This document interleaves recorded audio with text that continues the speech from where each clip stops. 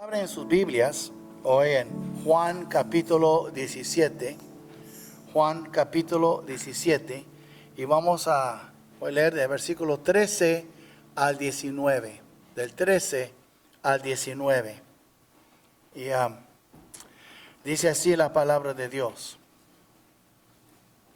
Pero ahora voy a ti y hablo esto en el mundo, para que tengan mi gozo cumplido en sí mismos. Yo les he dado tu palabra, y el mundo los aborreció, porque son del mundo, como tampoco yo soy del mundo. No ruego que los quites del mundo, sino que los guardes del mundo, del mal.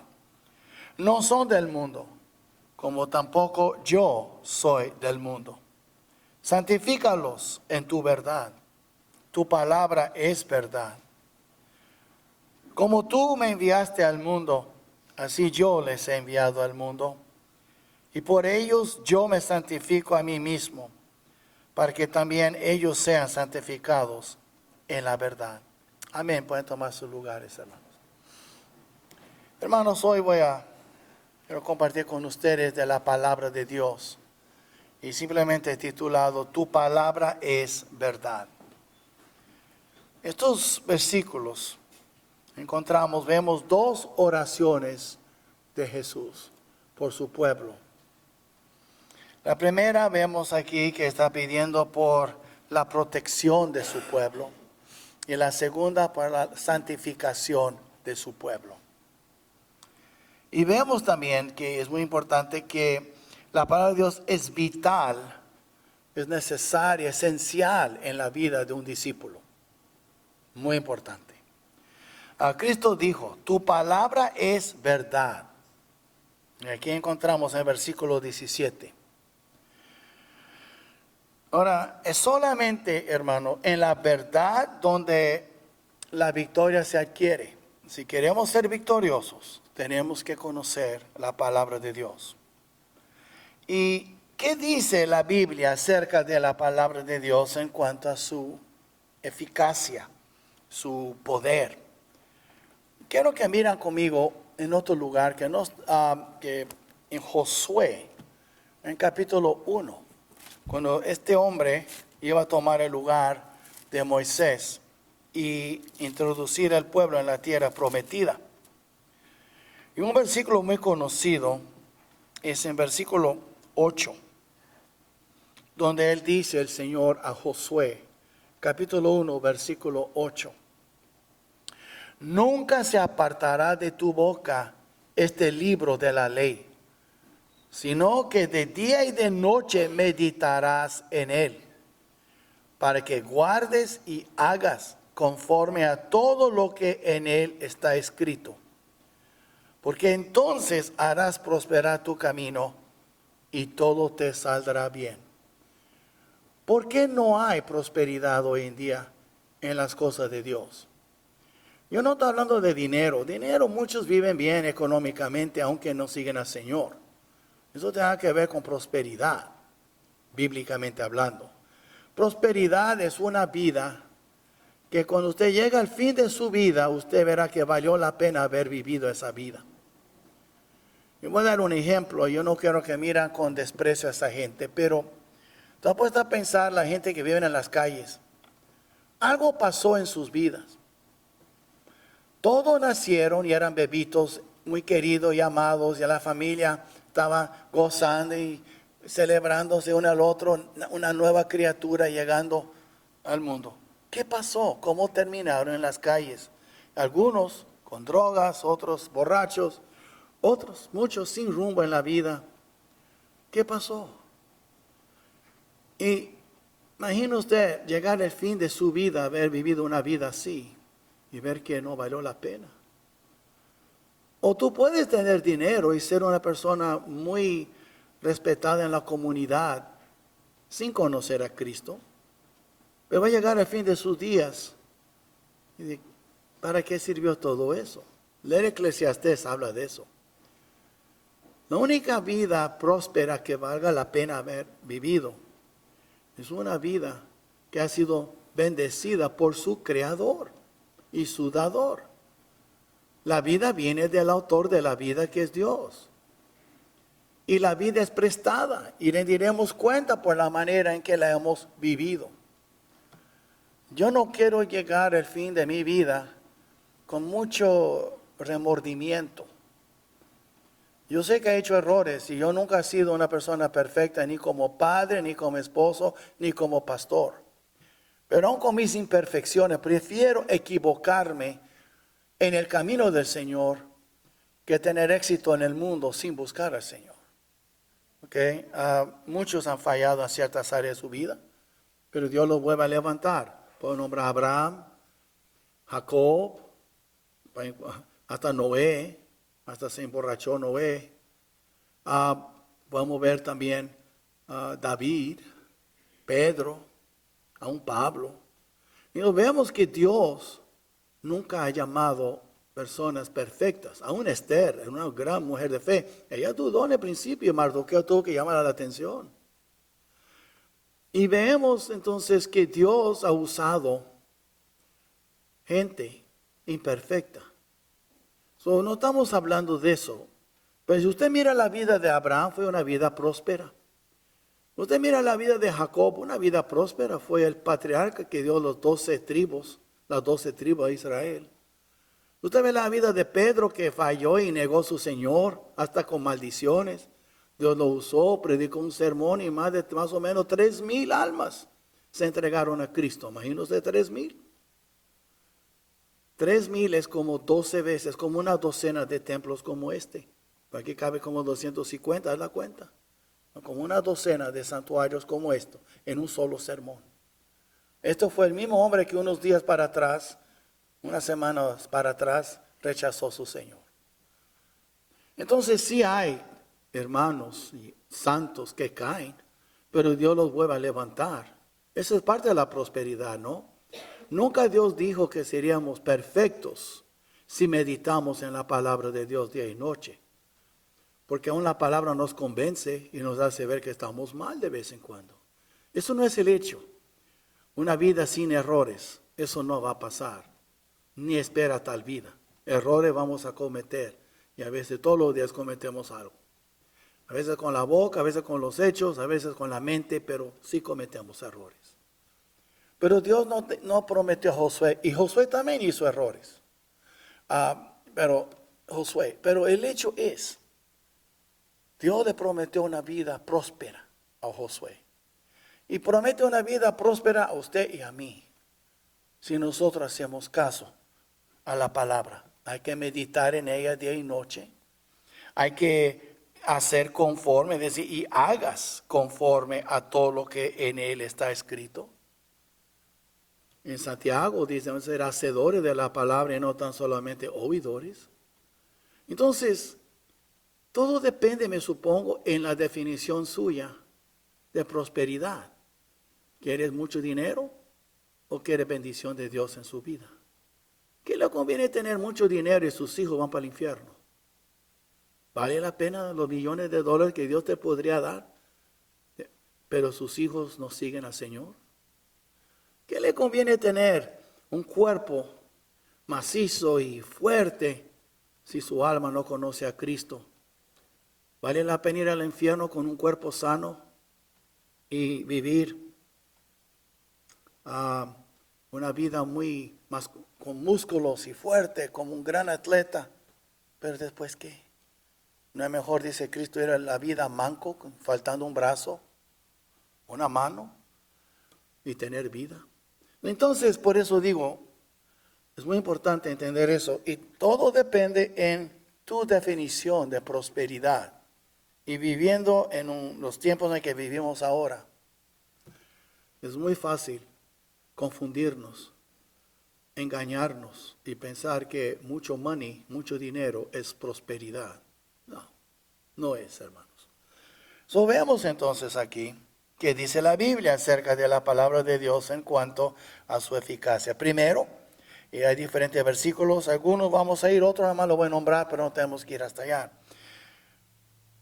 Nunca olvida de eso, nunca. esta Biblia es inspirada por Dios. Si es inspirada, quiere decir Dios respiró las palabras. Es inspirada por Dios. Quiero que miren conmigo en 2 Timoteo capítulo 3, en versículo 16. Capítulo 3 de 2 Timoteo, en versículo 16. Y dice así la palabra de Dios. Toda la escritura es inspirada por Dios. No la mayoría, no 90%, no lo que suena bonito, pero toda la escritura, 100% es inspirada por Dios. Dios, en la palabra, respiró la palabra. Él habló y la palabra existió. Por supuesto, Él usó hombres, pero eran instrumentos en sus manos. Como un lápiz en la mano tuya. Si usted escribe una poesía muy hermosa o una carta de amor a un ser querido y suena muy bonita esa carta, usted no va a dar crédito al lápiz o a la pluma. Es usted que la escribió. El lápiz o la pluma fue un instrumento. Vemos aquí entonces, fue inspirada toda la escritura. ¿Y para qué es? Útil para enseñar. No sé si ustedes han fijado. Cuando yo enseño, yo uso mucho la Biblia. ¿Por qué? Porque es útil para enseñar. Y aquí en 3:16 dice, y útil para enseñar, pero no más para enseñar. Para redarguir.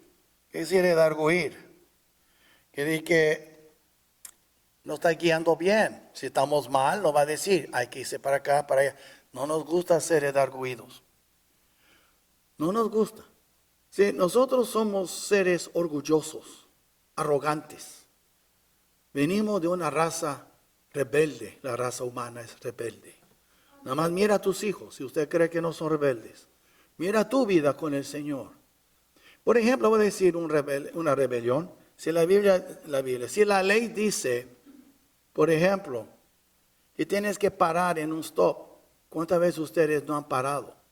¿Cuántas veces vamos así y no paramos, después sigamos? No paramos. En inglés se llama coasting, pero no paramos. Es rebelión, hermanos. No, pero yo tengo prisa. Es rebelión. ¿Cuántas veces en anuncios en las carreteras dice 65, pero tú vas 80? Es rebelión. Tú quieres hacer lo que tú quieres, no lo que dice la ley. ¿Cuántas veces dice los anuncios por toda la ciudad, no aventas basura en la calle, pero tú aventas en el estacionamiento del carro porque no quieres basura en tu carro? En vez de esperar que llegue a la casa y tirarlo en tu casa, tú lo aventas en el estacionamiento. Y me puedo pensar cuánta basura que encuentro en estacionamiento en las calles fueron puestos ahí por cristianos que desobedecieron la ley. Hermanos, es rebelión. Tú dices, no, eso no es importante. Déjame decir una cosa. Dios está viendo su vida con microscopio. Él ve las cosas que usted cree que no son importantes. Él es importante para Él. Porque cuando tú desobedeces la ley humana, estás desobedeciendo a Dios. Al menos que la ley va contra Dios, hay que escoger a Dios antes que a los hombres. Pero yo no veo en mi Biblia que es pecado establecer un límite de velocidad. Entonces, si la ley es 70 o 25, hay que obedecerla. Ahora, yo sé que te dan unos 3, 4 millas por hora más extra, pero es una cosa dice 60, tú vas a 73, otra cosa se vas a 83. Ese es el punto. Nosotros hacemos lo que nosotros queremos, porque somos una raza rebelde. Y todo cristiano entra con este orgullo, esta rebelión en su corazón, y por eso Dios nos disciplina. Es parte de la santificación, algo que hemos estudiado en las clases que tuvimos de doctrina. Santificación, porque nadie llega al Señor perfecto. Por eso cantamos el himno, tal como soy, tal como eres. ¿Por qué? Vemos entonces también, nos corrige. Nadie le gusta ser corrigido, ni aquí en la iglesia. A veces el pastor dice algo, el pastor se enojó conmigo. Yo no me enojé, nada más dije lo que es la regla. Y se enojan. Entonces, y a veces Nadie, ni en la escuela los niños quieren ser corregidos. ¿Y cuántos padres llaman a la escuela por quejarse? No porque el niño era contrario, porque la maestra estaba corrigiendo a mi hijo. No sé si usted leyó ahorita en la noticia en Brevard County, allá en Florida. Ya se cansó el sheriff. Los alumnos en las escuelas públicas no pueden ya los maestros enseñar, están escupiendo, están mostrando falta de respeto, no vienen, hasta golpean a los maestros, y ya se cansó el sheriff. ¿Y sabe qué dijo él? Ahora vamos a meter en la cárcel. Ahora va a haber disciplina en esas escuelas. Y hay unos padres que se enojan. ¿Cómo es que el sheriff tiene se llama cuando está con el periódico, hablando con los periodistas enfrente de la cárcel, para que vean? No les gustó. Eso va a ofender, va a asustar a mi niño. Qué bueno que le asuste, que lo meten ayer unos días. Para que aprendan no golpear a los maestros. Que aprendan no llevar cuchillos para la escuela. Que aprendan a respetar. Porque se está perdiendo el respeto en las escuelas también. Por eso más y más maestras están dejando de enseñar. Porque da más derecho a los estudiantes que a las escuelas. La Biblia habla de eso. Se llama disciplina. Pero el gobierno no cree en eso. Entonces vemos que no nos gusta ser corregidos, ni nos gusta que corrijan a nuestros hijos. ¿Cuántos de ustedes? Tal vez me llamaría la atención si yo corrijo a uno de sus hijos, en vez de darme las gracias. El pastor, ¿por qué se metió con mi hijo? Póngase a pensar, es rebelión, hermanos. Es rebelión. Y tenemos que aprender no ser como el mundo. Por eso el mundo está como está. Por eso Cristo murió en la cruz, por unos rebeldes. Entonces yo digo, si Cristo murió por mí, por esa causa, pues yo quiero dejar de ser así lo más pronto posible. Y ser humilde y manso. Yo siempre he dicho, si no eres manso, eres menso. ¿Por qué? Porque la Biblia dice para ser manso, aprended de mí que soy manso y humilde. Y si tú no quieres aprender a ser manso, eres un menso. No hay otra palabra, I'm sorry. Eso suena muy duro otra vez. Te ofendí, ¿verdad? ¿Eso qué dice de tu orgullo? Y prueba está. Uno no puede hablar correctamente porque se enoja. Hay que buscar palabras para que la gente no... Es que todos se ofenden por todo hoy en día. Nada que ver con ofensas. Es arrogancia y es rebelión. Quiero hacer lo que me da la gana. Yo quiero ser un gay. ¿Qué me va a juzgar a mí? No me digas a mí que estoy mal. Yo no estoy diciendo nada. La Biblia dice que estás mal. ¿Me explico? Entonces muchas cosas así. Y vemos entonces también, nos instruye en justicia. La palabra de Dios. Aquí está 3. Dice para instruir en justicia. Entonces, noten ustedes. Nadie tiene que ser instruido en pecar. Nadie tiene que ir a una escuela para aprender cómo robar, cómo mentir, cómo pelear. Todas esas cosas salen naturalmente porque somos pecadores. Entonces el Señor nos quiere instruir a vivir como debemos de vivir. Algo que nunca hemos hecho antes de conocerle. Entonces, la palabra de Dios es verdad y es útil para instruirnos en justicia. ¿Qué dice la Biblia en Salmo 23? Me guiará por sendas de ¿qué? De justicia por amor de su nombre. ¿Cómo nos va a guiar Él?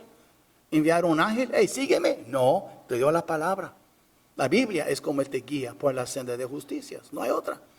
El pastor, tu buen pastor, que por Él nada te faltará, te ha dado también el camino. Te ha dado luz para poder caminar por la senda de justicia. Te ha dado un mapa, podemos decir. Y vemos también algo más de la palabra de Dios. Aparte de que es inspirada por Dios, es también viva y eficaz. En Hebreos 4:12, despuésito se encuentra, ¿sabe? Tito, Filemón, ahí está Hebreos. No está lejos de Timoteo. Usted busca Hebreos 4, en versículo 12. ¿Y qué dice de la Biblia? Porque la palabra de Dios es viva y eficaz. Y más cortante que toda espada de dos filos. Si nosotros queremos una pluma para darnos cosquillas, Dios dice, no, mi palabra es una espada para penetrar. ¿Y qué es lo que penetra? Y penetra hasta partir el alma y el espíritu. Hay una diferencia, por supuesto. Las coyunturas y los tuétanos. Y discierne, ahora mire, los pensamientos y las intenciones del corazón. ¿Por qué vas a la iglesia? ¿Vas por buenas intenciones? ¿Cuáles son sus pensamientos? ¿Por qué pensamos lo que pensamos? ¿Por qué hacemos lo que hacemos? Porque el corazón tiene ciertas intenciones. Todo lo que hacemos tiene algún motivo. Todo es por interés. Buen interés, mal interés, intereses de Cristo, pero todo hacemos por ningún interés. Pero la Biblia nos discierne, nos hace ver cuál es el interés tuyo. Lo está haciendo por interés, o eres, en otra palabra, ¿eres egocéntrico, el ego, o eres cristocéntrico? Cristo es el centro de su vida. ¿Qué quiere decir egocéntrico? El ego, el yo, es el centro de la vida, de mi vida. Y todos viven para satisfacerme a mí. Yo soy el sol, todos son planetas que rodean a mí. Eso es una vida egocéntrica. Una vida cristocéntrica es, Cristo es el centro de mi vida. Y yo rodeo alrededor de Él. Él es mi vida, Él es mi sol, Él es mi luz, Él es mi todo. Entonces la Biblia es viva y eficaz y penetra. Y déjeme decirle algo, hermanos. Cualquier persona que ha madurado en la fe ha sufrido la penetración de esa espada aguda de dos filos. Cualquier persona. Si usted es una persona que esté demasiado sensible y por todo se ofende, pues ¿sabe qué? Primero tengo que dudar si eres maduro. Y si eres cristiano, eres inmaduro. Pero también tengo que dudar si eres cristiano. Porque Cristo vino para cambiar tu vida. Y Él va a usar su palabra. Su palabra es la espada del Espíritu, como dice en Efesios 6. Y esta espada es de dos filos. Y si tú quieres cosquillas, la Biblia no es para las cosquillas, es para partir. ¿Sabe? ¿Por qué usted cree cuando hay una cirugía, tiene que poner al paciente a dormir con anestesia? Porque duele mucho abrir el cuerpo. ¿Y sabe qué? A veces Dios usa anestesia y a veces no. Pero esa espada es muy cortante, más que toda espada de dos filos. Una espada separa. ¿Ok? A veces separa las cabezas cuando pelean, separa brazos. Pero también cuando están comiendo usaban la misma espada para cortar la carne, para pelar la naranja o la fruta. Una espada sirve para separar. Y Dios quiere separar tu orgullo, tu arrogancia y hacerte más humilde. Él quiere cambiar. Todos venimos a Cristo con orgullo, con alguna forma de rebelión, porque somos humanos. Somos seres humanos. No hay otra manera de ver la cosa como es. Es lo que es. Tú y yo somos una bola de rebeldes, inútiles. Y Dios tuvo misericordia de nosotros y nos convirtió ahora en ovejas mansas y útiles. Pero este cambio no es de un día al otro. Todo depende. Algunos somos más tercos que otros.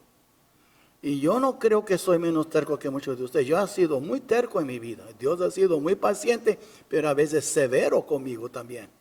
Y lo merecí. Entonces, no, y una de las cosas tú puedes saber si Dios está obrando. Cuando Él comienza con su espada a penetrarte y tú comienzas a echar la culpa a otros, tenlo por seguro, le falta mucho y va a doler más. Pero cuando tú reconoces, yo soy el culpable, yo soy merecedor de esta prueba, ya la espada comienza a salir menos y no penetra tanto porque ya cumplió con su objetivo. Entonces, lo más terco que eres, más aguda la espada. Es la palabra de Dios, hermanos. Yo no estoy inventando estas cosas. Ustedes pueden leer con sus propios ojos lo que estoy leyendo. Me supongo su Biblia es como la mía. Tiene 66 libros y es la misma Biblia inspirada por Dios. Entonces no es mi palabra. Yo no estoy aquí para explicarles. Pero a veces es fácil aventar piedras al mensajero. Pero la verdad está aventando piedras si es capaz de aventarlas al Señor. So, vemos también entonces viva y eficaz. Y también, es muy importante eso, hermanos. La Biblia es mucho más que un libro con enseñanzas religiosas. Es más bien una carta de amor de Dios. Qué bonito. Es una carta de amor que Dios ha dado, hermanos, al mundo y específicamente a sus escogidos. ¿Sabe? Dios envió esa carta a todo el mundo, mas es dirigida a los escogidos. Es una carta de amor del Padre a sus hijos, de Cristo a su novia. Y cuando Él dijo, mis ovejas oyen mi voz y me siguen.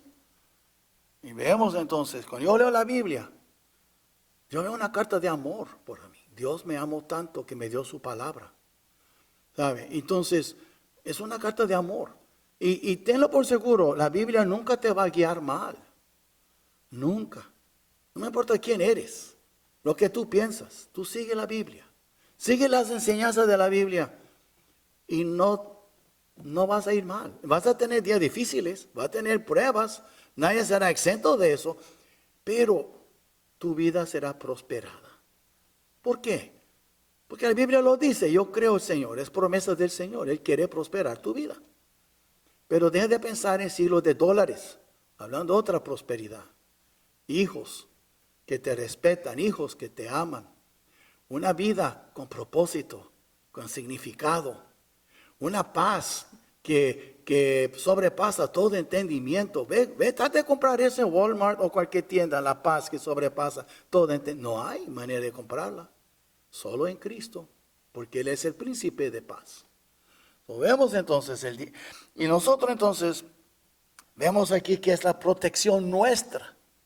Nos protege la palabra de Dios. ¿Contra quién? El diablo.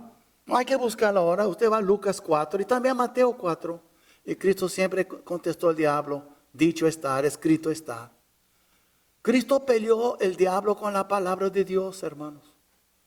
Y si tú crees que tú puedes vivir tu vida sin memorizar, ¿usted cree que Cristo traía rollos para buscar? Ella tenía en su mente memorizado. Yo digo, este es un gran escándalo en la iglesia hoy, hermanos. Es un gran escándalo. Esta generación y la generación mía ya no está memorizando versículos. Qué triste. Cuando hace 2 generaciones para atrás, niños de 8 años, 10 años, tenían más versículos memorizados, 8 años, 10 años de edad, que muchos adultos hoy en toda su vida. Es un gran escándalo. Y por eso las iglesias son débiles. Y no quiero nombrar, pero pues muchos de ustedes son débiles y sufren las mismas pruebas. Siempre, todo el tiempo, porque no memorizan. ¿Cómo vas a meditar en algo que ni siquiera está en tu mente? No siempre puedes abrir tu Biblia. Tienes que memorizar, hermanos. Es nuestra defensa contra el diablo y contra el mundo. ¿Sabe qué? En Isaías 40, así vale la pena mirar. Usted mira Isaías 40, en el versículo 8. Pero para poder entender el versículo 8 hay que leer unos versículos antes. Y dice aquí en 40 de Isaías. ¿Ok? Y él dice versículo 7 primero. La hierba se seca. Perdón, versículo 6. Voz que decía. Dios está hablando a Isaías. Grítale, da voces. Que todos sepan. Y yo respondí, ¿qué tengo que decir a voces? Que toda carne es hierba y toda su gloria como flor del campo. ¿Ok? La hierba se seca y la flor se marchita, porque el viento de Jehová sopló en ella. Ciertamente como hierba es el pueblo, la gente. Sécase la hierba, marchítase la flor. ¿Qué dicen aquí? Que toda la gente, su carne y su gloria se va a acabar un día. Más, dice que la palabra del Dios nuestro permanece para siempre. Tú mira toda la gloria del mundo, todo lo que el mundo tiene para ofrecerte y te quiere seducir para atraerte por medio de la carne y todas las cosas que ofrecen. Acuérdense, sécase la hierba, marchítase la flor. ¿Qué está diciendo él?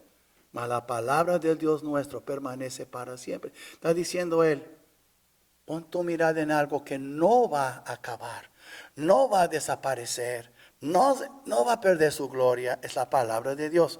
Y el mundo es lo que hizo el Señor. Cuando el diablo le ofreció todos los reinos, él no hizo caso, citó versículos. Y vemos también la muerte. Eso es importante. Mira Juan 5:24. Capítulo 5 de Juan, el Evangelio de Juan. Y usted mira aquí en versículo 24. ¿Me conocí de este versículo? En capítulo 5, versículo 24 dice, de cierto te digo. Y ahora mira, no de la palabra, su palabra, la palabra de Dios. El que oye mi palabra y cree al que me envió. El énfasis está en la palabra de Dios, hermanos. Dice, y cree al que me envió, tiene vida eterna y no vendrá a condenación, mas ha pasado de muerte a vida. Un cristiano ya no teme a la muerte porque ya murió, hermanos. El cuerpo se envejece. Mire, un día yo sé que está muy viejo para poder pastorear. Yo uso la palabra viejo porque es lo que es. Bueno, y muchos, no, tú eres grande. No, soy viejo, pero él es otra cosa, ¿ok? Yo digo las cosas como que la Biblia habla así. No habla en rodeos. No trata de hacerlo todo más suave. Lee la Biblia, habla de jóvenes y viejos. Pero, le voy a decir una cosa. Un día voy a envejecer más. Y no puedo ya caminar. Y ya no voy a poder tal vez ni predicar. Y tal vez, pues, quién sabe si me va a tocar Alzheimer. Yo no sé lo que me espera. Pero una cosa yo sé, ¿ok? Y eso es muy importante. Yo no tengo que temer la muerte. Mi cuerpo se está envejeciendo, pero ya morí en Cristo.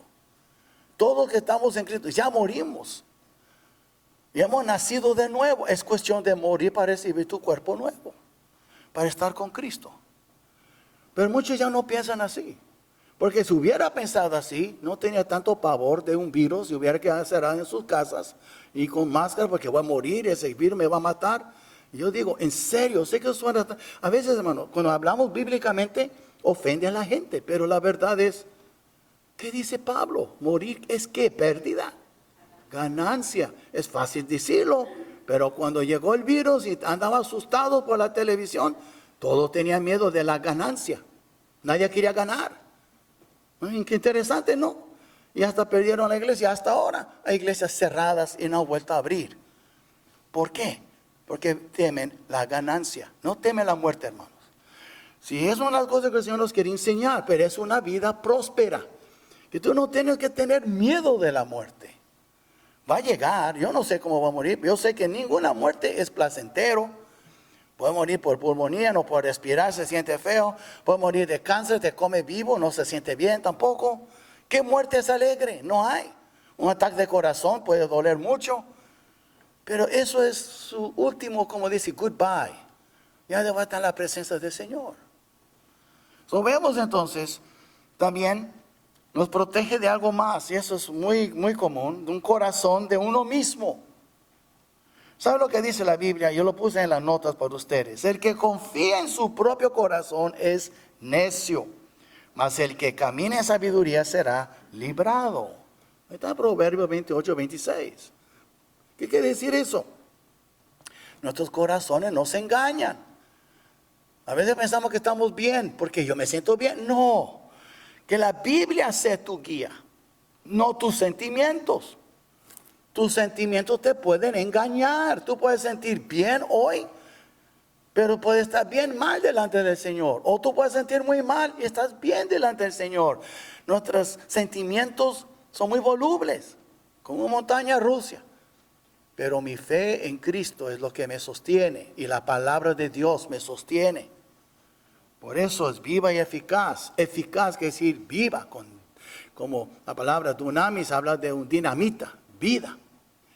Vemos aquí entonces, también es la única luz que ilumina nuestro camino. ¿Sabe lo que dice Salmo 119, versículo 105? Lámpara es a mis pies tu palabra y lumbrera mi camino. Pies sirven para caminar. Hablo de mi vida cotidiana. ¿Cómo voy a caminar? Si me está guiando por la senda de justicia, esa senda de justicia muchas veces pasa por el valle de la sombra de muerte. Y donde hay mucha sombra de muerte, hay muchas tinieblas. Pero yo tengo luz, aunque pase por las sombras de muerte. ¿Por qué? Porque ese Salmo 23 es muy interesante. Me está guiando por la senda de justicia. Esta senda de justicia pasa por el valle de la sombra de muerte. ¿Por qué? Pues Dios me ha dado su palabra. No tengo que andar en tinieblas. Yo tengo luz, lumbrera mi camino, lámparas a mis pies. Y por eso, hermanos, es muy importante conocer la Biblia. Como lo dije en la clase, lo digo ahora, muchos de ustedes tienen esas notas que les doy. Yo les digo con todo mi corazón, guardan esas notas, puede archivarlas, algún lugar, alguna forma. ¿Por qué? Porque así ustedes pueden tener referencia en el futuro. Oh, si el pastor predicó sobre Efesios, oh, predicó sobre Génesis, oh, predicó sobre Hebreos. Y pueden guardar las notas y tiene todo en orden. Y le puede servir cuando está estudiando la Biblia por su propio, en su propio tiempo con el Señor. Le puede servir. Pero bueno, veamos aquí también que es la única que ilumina. Y hermanos, vivimos en un mundo entenebrecido, en tinieblas. Y necesitamos luz para andar, no hay otra. No saca luz de este mundo, hermanos, está en tinieblas. Este mundo está, como dice en inglés, broken, está quebrado, no sirve. Hermanos, también vemos aquí que es la luz para nuestro andar cotidiano. Ahí está en Efesios 5, versículos 6 y 7, búscalo después. Nosotros somos hijos de luz y necesitamos luz para andar en nuestra vida cotidiana. ¿Okay? Y vemos también que es la única luz que tenemos hasta que Cristo vuelva por nosotros. Mire, así quiero que mire segunda de Pedro en capítulo 1. Segunda epístola de Pedro en capítulo 1. ¿Okay? Ustedes miran conmigo aquí y es interesante lo que él dice porque hay que fijar las palabras en este versículo. En capítulo 1, versículo 19, él dice, tenemos la palabra profética más segura. Hablando que aunque ellos vieron al Señor y lo tocaron, lo palparon, lo vieron en su gloria en el monte de transfiguración, Pedro dice, tenemos algo más seguro que nuestra presencia cuando Cristo anduvo por 3 años y estuvimos con Él. Hay algo más seguro todavía. ¿Qué será? Tenemos la palabra profética más segura, a la cual hacéis bien en estar atentos como a una antorcha que alumbra en lugar oscuro. Este mundo es oscuro. La Biblia es nuestra antorcha, nuestra luz. ¿Hasta cuándo? Hasta que el día esclarezca y el lucero de la mañana salga en vuestros corazones. ¿Qué está diciendo él? Hasta que venga Cristo. O hasta que tú vayas con Él. El punto es, tenemos la Biblia para guiarnos en este mundo como una antorcha. Debemos de leerla más, estudiarla más. Yo recomiendo, hermanos, comienza su día en oración. Agarra su Biblia, busca un libro de la Biblia y estúdialo. Por eso digo, si ustedes que tienen más años, tienen todos los libros que he predicado dentro de los años, puede ver, ¿qué predicó el pastor sobre eso? Y le puede ayudar, aparte de sus propias notas. Lo vemos aquí. Es algo muy triste que la iglesia hoy no toma tiempo para leer la palabra de su Padre. Es muy triste, muy triste. Vemos entonces aquí que es la única luz que tenemos hasta que Cristo vuelva por nosotros. Y después vemos también, es el único jabón o detergente espiritual aparte de la sangre de Cristo. Puesta a pensar. Mira, hermanos, la sangre de Cristo nos lavó una vez para siempre. Soy declarado justo, recibí la justicia de Dios, eternamente soy salvo. La sangre de Cristo me lavó. Él no tiene que morir otra vez. Él no va a derramar su sangre otra vez en la cruz. Él murió una vez por siempre, como dice Hebreos. Y hay muchos versículos, usted va en Hebreos, ahí tengo 1, 2, 3, 4, 5, 6, 7 versículos. Hay anotado en sus notas en Hebreos. Y ustedes pueden repasar. La sangre de Cristo fue derramada, ya no necesitamos más sangre de toros, de bueyes, de corderos, nada de eso. Una vez para siempre. Pero la palabra de Cristo nos limpia diariamente de las influencias del mundo. En otra palabra, Cristo con su sangre me lavó y me hizo presentable al Padre. La palabra de Dios me ayuda a caminar en este mundo para ser limpio. Porque a veces me ensucio con este mundo.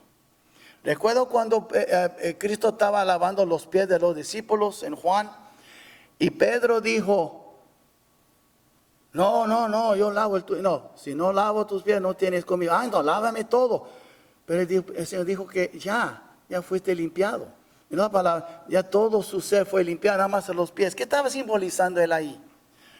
Cuando iban a los baños públicos, porque no había baños y regadera en las casas, iban a lugares públicos y se bañaban, pero a veces se ensuciaban los pies o se lavaban los pies en la casa. Y nosotros también fuimos bañados por la sangre de Cristo. Ya somos declarados justos. Pero a veces nos ensuciamos nuestros pies con las cosas del mundo. Por eso dice, lámpara es a mis pies tu palabra. Aunque uno está bañado, de aquí del baño hasta la casa, se ensuciaba los pies con el polvo. Entonces tenía una vasija ahí y lavaban, o una tina más bien, y lavaban sus pies. Pero ya estaban todos lavados. Y de eso se trata. A veces nosotros fuimos lavados por la sangre de Cristo. Y somos ciudadanos de nuestra patria celestial. Pero nosotros estamos viviendo en este mundo y a veces nos ensuciamos. Y ahí es donde entra la oración, ahí es donde entra la palabra de Dios para limpiarnos. Y vemos también algo más que es muy importante. Es el único testimonio que tenemos acerca de Jesucristo, el Hijo de Dios. Cristo mismo dijo, para escudriñar las Escrituras, ellas son los que dan testimonio de Él. El mundo, hermanos, hermanos, es increíble las cosas que el mundo habla de mi Cristo. Que Él era un comunista, Él no creía en capitalismo, que Él amaba a los gays, que Él era gay. Y eso, ¿sabe? El mundo da testimonio de Cristo que es blasfemia. Pero nosotros leemos la Biblia, ella nos enseña quién es Cristo de veras, de dónde vino, a dónde irá, qué vino a hacer aquí. ¿Cómo sabemos de Cristo? Por la Biblia. Y si quiere conocerle mejor, conozca tu Biblia, porque es la que da testimonio de Él. ¿Sí? Entonces vemos que la palabra es verdad, pero también vemos aquí entonces que Cristo también, el Padre ha dado testimonio acerca de su Hijo. Y usted puede leer ahí en 1 de Juan, no hay que buscarlo en el capítulo 5, y también en Juan capítulo 5, en el Evangelio y la epístola. ¿Sabe qué? El Padre ha dado testimonio acerca de su Hijo. Y vemos también que dijo, el que tiene el Hijo tiene la vida, el que no tiene el Hijo de Dios no tiene la vida. Tú puedes tener religión, tú puedes asistir a la iglesia, puedes escuchar sermones, pero no quiere decir que tú tienes el Hijo. Y si no tienes el Hijo, tú no eres, tú no tienes la vida. Entonces vemos aquí que es muy importante eso. Y la Biblia entera testifica de Jesucristo. De Génesis a Apocalipsis aprendemos de Cristo. Semana pasada repasamos un librito, Filemón, una carta. Ahí habla de Cristo también. Hemos visto que Pablo está actuando como Cristo. Onésimo representa a nosotros. Filemón representa al Padre. Es muy interesante. Ahí está el Evangelio en esa cartita. 25 versículos de Filemón. Y vemos también entonces algo más. Que es la conclusión de todo esto. Primero, hermanos, es de suma importancia creer y hacer lo que dicen las Escrituras. Es de suma importancia. Primero, como soldados en medio de una batalla. Nuestras órdenes llegan a través de las páginas de la Biblia. ¿Sabe? Somos soldados, se nos tomó por soldados. Estamos en una guerra. El enemigo es muy feroz, está muy enojado. Y si tú quieres saber cuáles son las órdenes de mi capitán, acabamos de cantar ahorita, en mi vida el capitán es Cristo. Ellos ni sabían que iba a hablar de eso, así como Dios usa las cosas. En mi vida es capitán, pero el capitán da órdenes. ¿Y cómo sabes tú cuáles son sus órdenes? En la Biblia. Aquí están las órdenes de Cristo para tu vida. Como soldado, como vives. Y vemos entonces que como soldados, en medio de una batalla, hermanos, nuestras órdenes llegan a través de la Biblia. Entonces, si tú quieres tener éxito en su guerra contra el enemigo, contra el pecado, contra la carne, ¿sabes? Son los tres enemigos, ¿no? El diablo, el mundo y la carne. Bueno, hermanos, tú tienes tus órdenes. Lee la Biblia. Ahí te va a explicar cómo puedes tener una vida victoriosa y una vida próspera. Y vemos también que si deseamos la santidad en nuestra vida diaria, tenemos que aprender y prestar atención a la palabra de Dios. ¿Sabe? Lo triste es, tal vez, este es un problema. Tal vez no hay suficientes personas que quieren una vida piadosa. No quieren dejar sus pecados. ¿Estás puesto a pensar? Dice la Biblia que todos que quieren vivir piadosamente en Cristo Jesús sufrirán persecución. 2 Timoteo 3:12. Pero el problema es eso. Cada uno aquí tiene que analizar su corazón. ¿Tengo yo de veras deseo de ser santo? ¿O ando muy cómodo en mi pecado? Ando muy cómodo poniendo a mis hijos antes que a Cristo. Ando muy cómodo poniendo mi dinero antes que a Cristo. Ando muy cómodo poniendo mi comodidad antes que a Cristo. Ando muy cómodo y yo de veras, aunque no decimos así, pero la santidad requiere todo eso. Y la verdad es, hermanos, Cristo exigió tanta santidad que un hombre quería sepultar a su padre. Dijo, ¿qué hago muertos? Entierra a sus muertos. Tú ve y anuncia el evangelio de Dios. Toma en cuenta, Cristo fue muy duro. ¿Y usted ya cree que yo soy muy duro?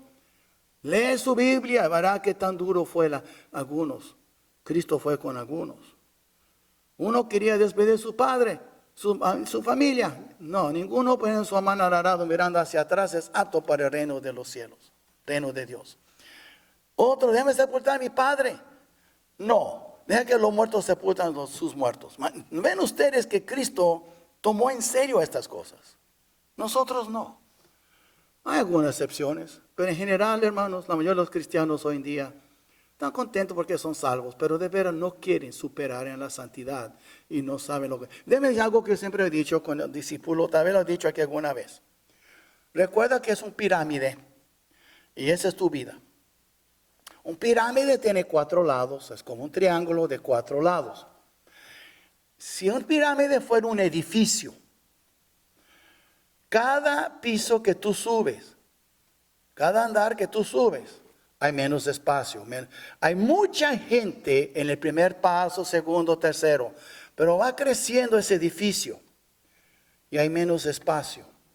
Lo más que tú creces en tu vida cristiana, espera más soledad y espera ser malentendido y espera ser atacado, porque lo más que tú subes, lo más que tú acercas a Cristo, más que eres como Cristo, los de abajo, aún con tus hermanos en Cristo, te van a atacar, te van a acusar de cosas, no entienden, viven en su inmadurez, en su niñez y no crecen. Y en esos primeros pisos, pues gente de 15, 20 años en la fe.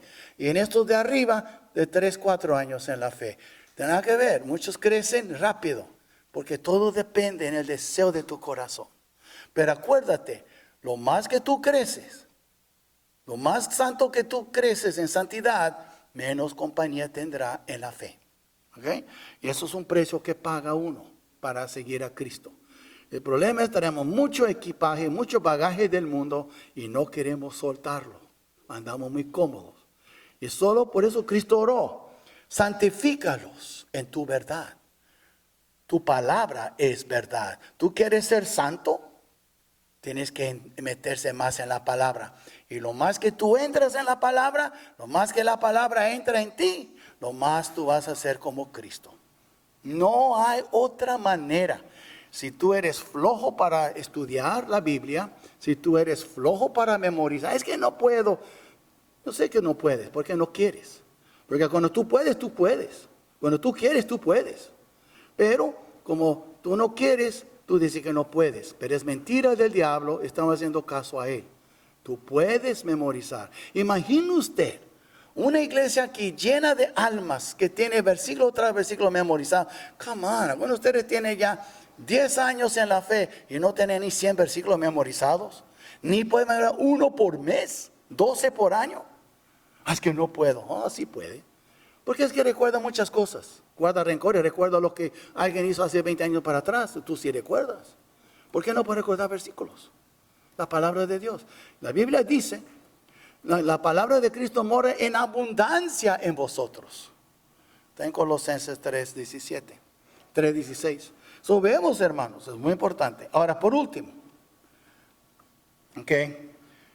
a los errantes, los que no conocen a Cristo. Algunos de ustedes no tienen a Cristo. Y son muy linda gente. Nadie aquí todos ustedes son nobles, muy linda gente. No tengo nada contra nadie aquí, en serio, con todo mi corazón. Pero algunos de ustedes andan errantes. Otra palabra que digo, inconversos.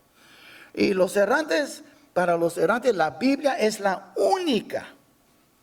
única luz que ilumina el camino hacia el Salvador.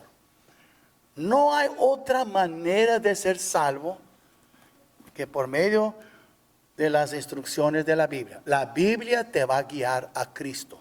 La Biblia es el testimonio de Cristo.